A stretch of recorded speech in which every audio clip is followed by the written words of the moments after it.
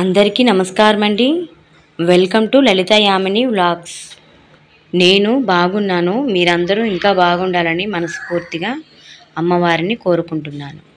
ఈ దేవీ నవరాత్రులలో 5వ రోజు శ్రీ మహాలక్ష్మిగా అమ్మవారిని ఏ విధంగా ఆరాధించాలో ఈ వీడియోలో మనం తెలుసుకుందాం. లక్ష్మీదేవి శాశ్వతంగా ఇంట్లో కొలువై ఉండాలి అంటే ప్రతి శుక్రవారం అమ్మని పూజిస్తారు. ఈ నవరాత్రులలో అమ్మవారిని విశేషంగా ఆరాధించుకోవాలి. ఏ అమ్మవారి పూజ అయినా స్వామితో కలిసి పూజిస్తేనే సంతోషిస్తారు. ఇప్పుడు తిరుపతిలో స్వామివారికి బ్రహ్మోత్సవాలు జరుగుతున్నాయి కదా. ఈరోజు స్వామిని అమ్మవారిని కలిపి విశేషంగా పూజిస్తారు. అమ్మవారు క్షీర సముద్రం నుంచి పుట్టింది కాబట్టి 5వ రోజు అంటే అక్టోబర్ 8 ఆ తల్లికి ప్రీతికరమైన స్వచ్ఛమైన ఆవు పాలతో పరమాన్నం వండి పెట్టాలి. మీకు స్వచ్ఛమైన ఆవు పాలు అందుబాటులో లేకపోతే బయట మార్కెట్లో దొరికే ఆవు పాల ప్యాకెట్ అయినా తీసుకువచ్చి ఖచ్చితంగా అమ్మవారికి నైవేద్యం ఆవు పాలతోనే వండాలి.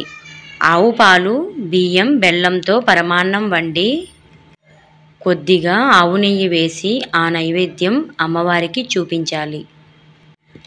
ఇది లక్ష్మీదేవికి ఎంతో ప్రీతికరమైన ప్రసాదం అండి. ప్రతి శుక్రవారం కూడా అమ్మవారికి ఈ నైవేద్యం వండి చూపించవచ్చు. అలాగే అమ్మవారికి పూర్ణం బూరెలు కూడా ఇష్టమైన నైవేద్యం. ఈ రెండింటినీ కూడా శ్రీ మహాలక్ష్మికి నైవేద్యంగా చూపించాలి. కుదిరితే ఒక పూటే 2 వండి పెట్టొచ్చండి. లేదంటే ఉదయం 1 సాయంత్రం 1 వండి అమ్మకి నైవేద్యంగా సమర్పించాలి. అలాగే లక్ష్మీదేవి తపశ్శక్తితో పుట్టిన బిల్వవృక్షం యొక్క ఆకులతో అమ్మవారిని పూజించాలి. ఈ బిల్వదళాలతో అమ్మవారికి అష్టోత్తరం చేసుకోవచ్చండి. లేదా మహాలక్ష్మి అష్టకం చదువుతూ ఒక్కో బిల్వదళాన్ని అమ్మవారికి సమర్పించాలి. ఈరోజు మీరు చదవగలిగితే కనకదార స్తోత్రం లేదా శ్రీ సూక్తం తప్పకుండా పారాయణం చేసుకోండి. ఒకవేళ చదవటం రాకపోతే ఫోన్లో పెట్టుకునైనా వినండి. ఈ 2 స్తోత్రాలు చాలా పవర్ఫుల్. లక్ష్మీదేవి అనుగ్రహం కోసం తప్పకుండా చదువుకోండి. ఈరోజు అమ్మవారిని పూజించిన తర్వాత తప్పకుండా స్వామివారి గోవింద నామాలు కానీ వేరే ఏ స్తోత్రమైనా చదువుకుంటే చాలా మంచిది. అమ్మవారి పూజ అయిన తర్వాత తప్పకుండా స్వామివారిని తలిస్తేనే ఆ పూజ సంపూర్ణమవుతుంది. అమ్మవారు చాలా సంతోషిస్తారు. లక్ష్మీదేవిని పూజించేవారు ఎవరైనా సరే గట్టిగా అరవటం కానీ తిట్టడం కానీ చెయ్యకూడదు.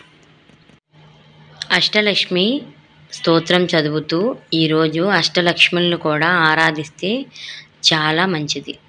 విశేషమైన ఫలితాలు లభిస్తాయి. ఈ దేవీ నవరాత్రుల 9 రోజులు కూడా లలిత సహస్రనామం పారాయణం చేసుకుంటే చాలా మంచిది. కుదిరితే 2 పూట్ల చేసుకోండి. వీలు లేకపోతే 1 పూటైనా చెయ్యండి. మాకు చదవటం రాదు అన్నవాళ్ళు కనీసం వినటానికైనా ప్రయత్నం చేయండి. షోడశోపచారాలు అంటే 16 ఉపచారాలు. షోడశోపచారాల పూజా విధానం తెలిస్తే ఈ షోడశోపచారాలతో అమ్మని పూజించండి. లేదంటే పంచోపచార పూజ అయినా సరే చేసుకోవచ్చు. పంచోపచార పూజ అంటే 5 ఉపచారాలతో చేసే పూజని పంచోపచార పూజ అని అంటారు. షోడశోపచార పూజ అంటే శాస్త్రంలో చెప్పిన పూజ అండి. ఈ పూజ చేసుకుంటే చాలా మంచి ఫలితం ఉంటుంది. ఈ నవరాత్రులలో ప్రతిరోజు కూడా అమ్మవారి అష్టోత్తరం చదువుకుంటూ కుంకుమతో అర్చన చేసుకోవాలి. ఈ దేవీ నవరాత్రుల 9 రోజులు కూడా దుర్గా అష్టోత్తరం చదువుతూ కుంకుమ పూజ చేసుకోవచ్చు. లేదా ఏ రోజు ఏ తల్లి అలంకరణ అయితే ఆ తల్లి అమ్మవారి అష్టోత్తరం చదువుకోవచ్చు. ఏ అష్టోత్తరం చదివినా సరే కుంకుమతో అర్చన చేయడం మాత్రం మర్చిపోవద్దు. మహాలక్ష్మి అలంకరణ రోజు లక్ష్మీ అష్టోత్తరం చదువుకుంటే చాలా మంచి ఫలితం లభిస్తుంది. దేవీ నవరాత్రులలో చివరి 5 రోజులు ప్రత్యేకమైన రోజులు. ప్రతి ఒక్కరూ కూడా ఈ చివరి 5 రోజులు విశేషంగా అమ్మవారిని పూజించుకోవాలి. లక్ష్మి, సరస్వతి, దుర్గా, మహిషాసురమర్దిని, రాజరాజేశ్వరి అలంకారాలు ఈ దేవీ నవరాత్రులలో అతి ముఖ్యమైన అలంకారాలు. అమ్మవారు పుట్టింది కమలం పువ్వులో నుంచే కదండి. ఈరోజు ఒక్క కలువ పువ్వైనా అమ్మవారికి సమర్పించండి. అమ్మవారు చాలా ప్రీతి చెందుతారు. మీకు గులాబీ రంగు కలువలు దొరికితే ఆ కలువ పుష్పాలతో అమ్మవారిని పూజించండి. లేదంటే ఏ కలర్ అయినా సరే కలువ పుష్పాలతో అమ్మవారిని పూజిస్తే మంచి ఫలితం లభిస్తుంది. మీకు వీలుంటే యాలుక్కలను మాలగుచ్చి అమ్మవారికి మెడలో దండగా వేయండి. ఈరోజు అమ్మవారు పింక్ కలర్ చీరలో దర్శనమిస్తారు. ఇష్టమైన నైవేద్యం పరమాన్నం, పూర్ణాలు. లక్ష్మీదేవి మన ఇంట్లో ఉండాలి అనుకుంటే మన ఇల్లు లక్ష్మీ నిలయంగా ఉండాలి. లక్ష్మీ నిలయం అంటే శుచి. ఎక్కడైతే శుచిగా ఉంటుందో అక్కడ లక్ష్మీదేవి కొలువై ఉంటుంది. శుచి అంటే మన ఇల్లు, మన పరిసరాలు, మన శరీరం, మన చుట్టూ ఉన్న వాతావరణం అంతా కూడా శుచిగా ఉండాలి. అప్పుడే లక్ష్మీదేవి మన ఇంట్లో స్థిరంగా కొలువై ఉంటారు. లక్ష్మీదేవి స్థానాల్లో ఇష్టమైన స్థానం గడప. గడపను పూజిస్తే లక్ష్మీదేవి ఆ ఇంట్లో అడుగు పెడుతుంది. ఎవరింట్లో అయితే గడప నిండుగా పసుపు కుంకుమ బొట్లతో కనబడుతుందో వారి ఇంట్లో లక్ష్మీదేవి అడుగు పెడుతుంది. ఈరోజు లక్ష్మీదేవిని పూజిస్తారు కాబట్టి అమ్మవారికి ఇరుపక్కన ఏనుగు విగ్రహాలు ఉంటే పెట్టండి. లేదంటే పసుపు ముద్దని అయినా చేసి అమ్మవారికి అటుపక్కన ఇటుపక్కన పెట్టి వాటికి కుంకుమ బొట్లు పెట్టండి. మీ ఇంట్లో అష్టలక్ష్ముల విగ్రహాలు ఉంటే ఈరోజు పూజా మందిరంలో పెట్టుకొని పూజించండి. లేకపోతే అష్టలక్ష్ముల ఫోటో అయినా పెట్టుకొని పూజించండి.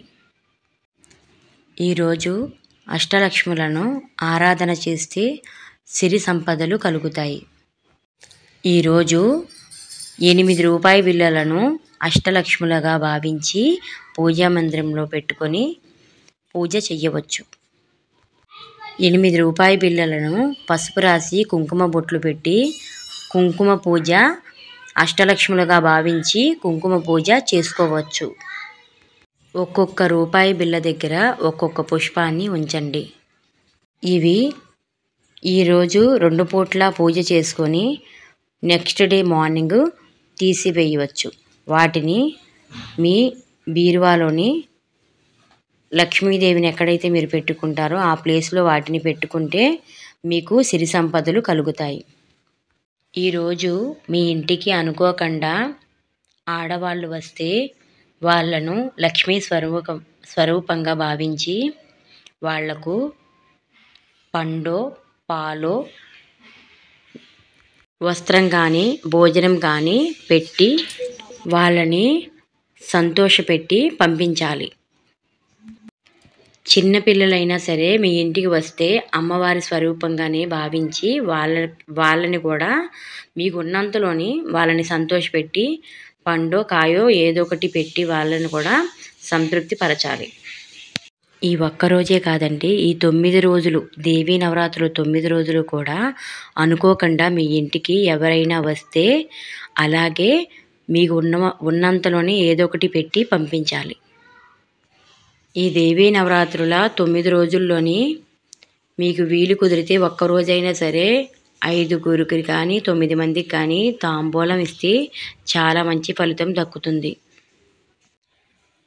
ఈరోజు మహాలక్ష్మీదేవి అమ్మవారి అలంకరణ కాబట్టి మీకు దగ్గరలో ఉన్న ఏ దేవాలయానికైనా వెళ్ళి అమ్మవారి దర్శనం చేసుకుంటే చాలా మంచిది. ఆ దేవాలయంలోని మీకు వచ్చిన స్తోత్రాలు కానీ లేదంటే లలితా సహస్రనామం కానీ పారాయణం చేసుకుంటే చాలా మంచి ఫలితం దక్కుతుంది. చూశారు కదండి ఈ వీడియో. మీకు ఏమైనా డౌట్స్ ఉంటే కామెంట్ ద్వారా నాకు తెలపండి. నాకు తెలిసిన వరకు మీకు రిప్లై ఇస్తాను. ఈ వీడియో కనుక నచ్చితే సబ్స్క్రైబ్ చేసుకోండి, వీడియోని లైక్ చేయండి, షేర్ చేయండి. నా ఛానల్కి మీ సపోర్ట్ చాలా అవసరం అండి. అందరూ ఆదరిస్తారని మనస్ఫూర్తిగా కోరుకుంటున్నాను. చూశారు కదండి, ఇటువంటి ఆధ్యాత్మిక వీడియోలతో మళ్ళీ మీ ముందుకు వస్తాను. శ్రీమాత్రే నమః.